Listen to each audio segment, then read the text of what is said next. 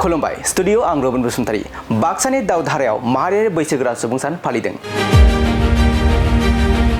नंगौ दिनै बाक्सा जिल्ला सिमला पुलिस थानानि सिङाव थानाय दावधारा कमला बाजाराव दुलाराय बर' बैसोगोरा नोगोरारि आफादनि बानजायनायाव माहारियारि बैसोगोरा सुबुं सानजों लोगोसे दुलाराय बर' बैसोगोरा सुबुं आफादनि 4थि बोसोरारि जथुम्मा खुंफुंदों। मख'नो गोनांदि बे हाबाफारिया सानसेनि मेहेरगोनां हाबाफारि आरो गुबुन गुबुन हाबाफारिनि गेजेरजों खुंफुं जायो।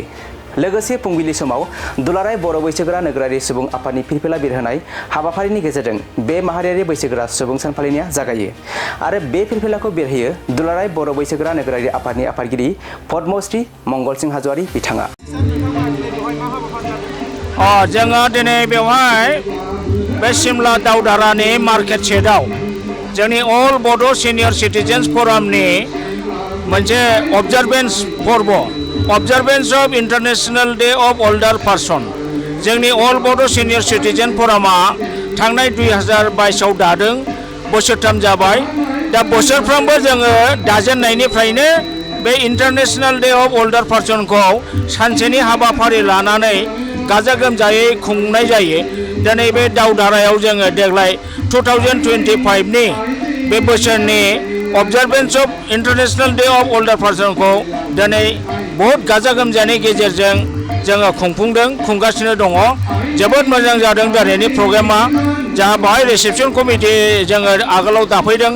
रिसेपसन कमिटिनि प्रेसिडेन्टआ जोंना मानव गेदेर मुस्रि थानेश्वर बसुमतारी एक्स MLA आरो सेक्रेटारि हिसाबै उदां राजा औवारी बिथांमोननि बानजायनायाव खुब सुन्दरै दिनै जानाय लोंनाय आरो फुं बेलानि साहा पानि लोंनाय बहुत मोजाङै जादों। दा जोंना प्रग्रामाबो मोनसेनि उनाव मोनसे हाबाफारि हिसाबै थांगासिनो दङ। जोंनि गोबां आलासिफोर दङ। आलासिफ्रा अबसे दा ओंखाम जाखांनानैसो बिथांमोननि स्पिचनि खामानिया जागोन। दा बर्तमान गेजेर नांनाय अबस्थायाव फैदों। गोबां जोंनि बोराय बुरि मेथाइ खनगिरि बिथांमोनहा खनगासिनो दङ गावसोर गोदो खनबोनाय मेथाइफोरखौ। दा बेफोरखौ खोनानानै जोबोद गोजोननाय मोन्दों।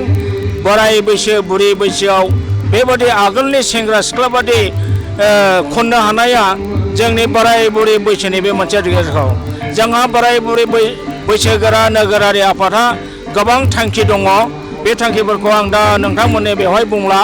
दा बे थांखिफोरनि गेजेराव जेन'बा बोराय बुरिफोरखौ अनेक न'खराव फिसिनो हायैनि नारगारनानै गारो बिथांमोननिखौ फिसाफोरजों बिहामजो फिसालाफोरजों फिजायै बोराय बुरिखौ जोङो मोनसे डिस्ट्रिक्टआव मोनफा मोनफा हस्टेल खुलिनानै दोननायनि जोंहा थांखि दं।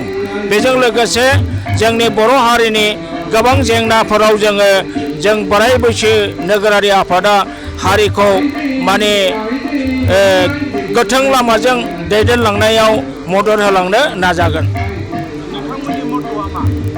जोंनि मट'आथ' बोराय बुरि अबस्थानि आइस'लेटेड जानानै थानाय सुबुंफोरखौ फोजाखांनाय जांख्रिखांनाय बिसोरनि थाखोमानाय गुनागुनखौ आरो जावरिहोनाय लोगोसे बोराय बुरैखौ जाहाथे आलाय आथानि खालामा फिसा फिसौफ्रा जाहाथे अनो बिनि थाखाय जों मोनसे जांख्रिथाय लाबोनो सानदों।